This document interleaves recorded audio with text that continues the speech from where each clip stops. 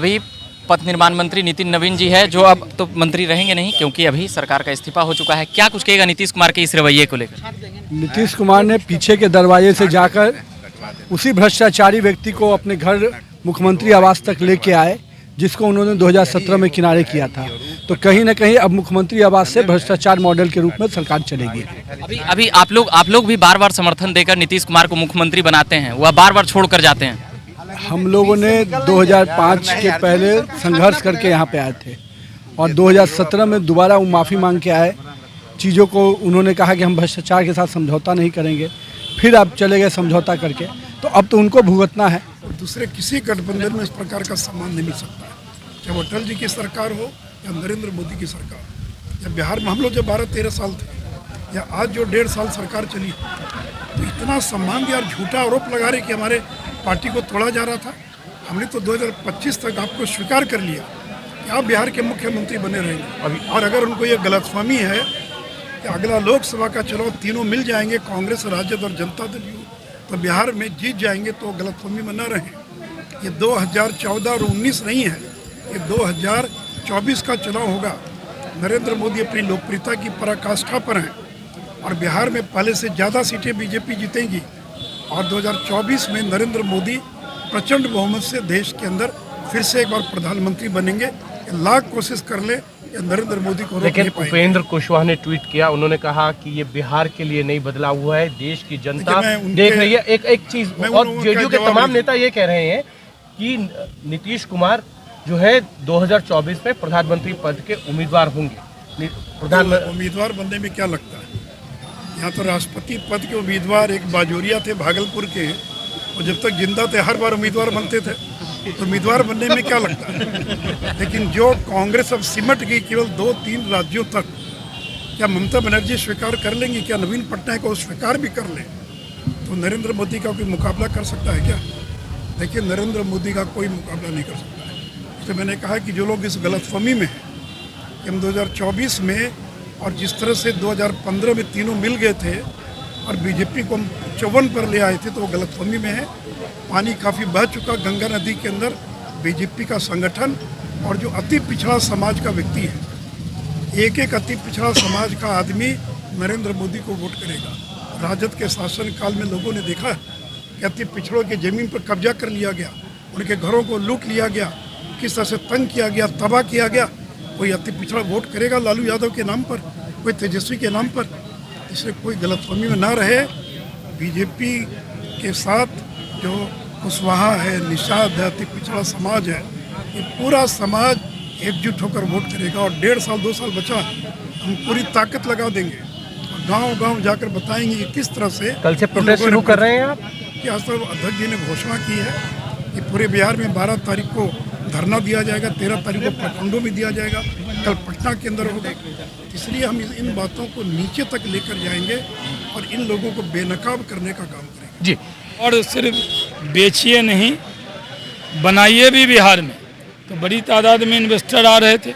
अभी मैं कामना करूंगा कि इन्वेस्टर आए, सरकार बदल गई, इसके लिए मेरी तो कोशिश एक, अब तो मैंने गाड़ी अब प्राइवेट गाड़ी पर बैठ गया हूँ।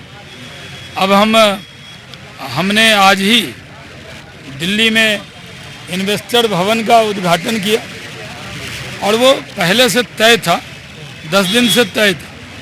बिहार सरकार के IPRD डिपार्टमेंट ने ऐड भी दिया था, सारे लोगों को पता लग गया कि मुंबई में भी इन्वेस्टर आएगा, उसके लिए भवन है, और दिल्ली में भी और पटना में भी इंदिरा भवन में बन रहा है। अब जो नए मंत्री जी आएंगे उनको बनाया हुआ इन्वेस्टर भवन मिलेगा। तो सवाल आप पूछिए, लेकिन जवाब का भी हक ले लीजिएगा। तो सरकार का हक तो ले ही लिया, अब जवाब का भी हक ले रहे हैं। आप चाहते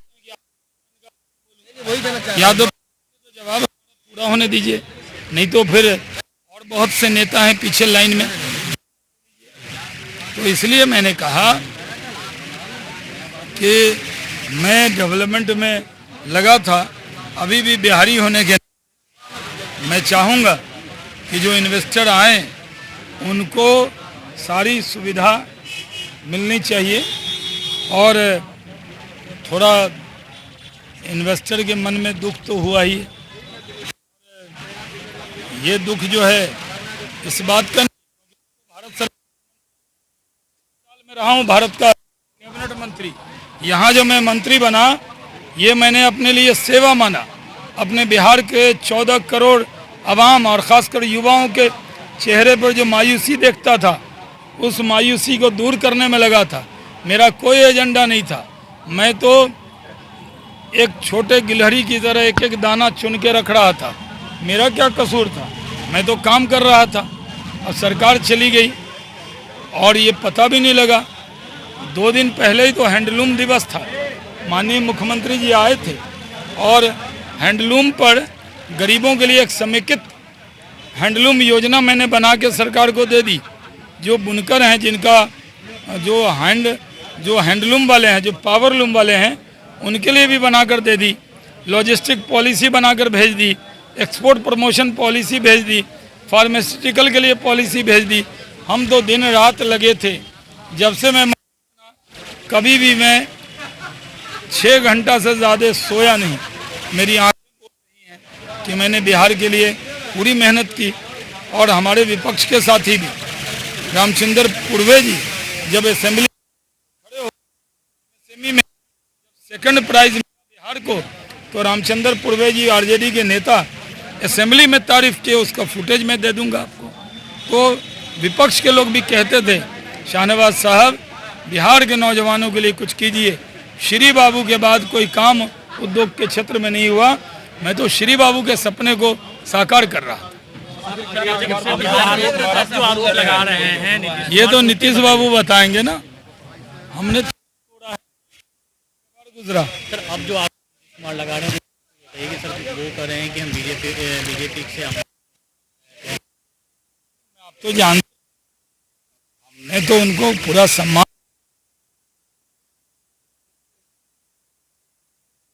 हम तो एनडीए गठबंधन के नेता थे। हम तो विपक्ष के भी लोगों को सम्मान सूचक शब्दों से बुलाते हैं। हम तो अटल बिहारी वाजपेयी जी से सीखा है, किसी का अपमान करने का सवाल ही कहाँ है। लेकिन कोई बात नहीं, क्या हार में क्या जीत में किंचित भयभीत नहीं हम लोग हैं। हम लोग पूरी तरह इसको मेहनत करके काम किया है। थोड़ा लोगों को दुख है, हमें तो पार्टी ने राष्ट्रीय प्रवक्ता बना रखा है। हम तो काम करते ही हैं। आज का आखिरी है कि आज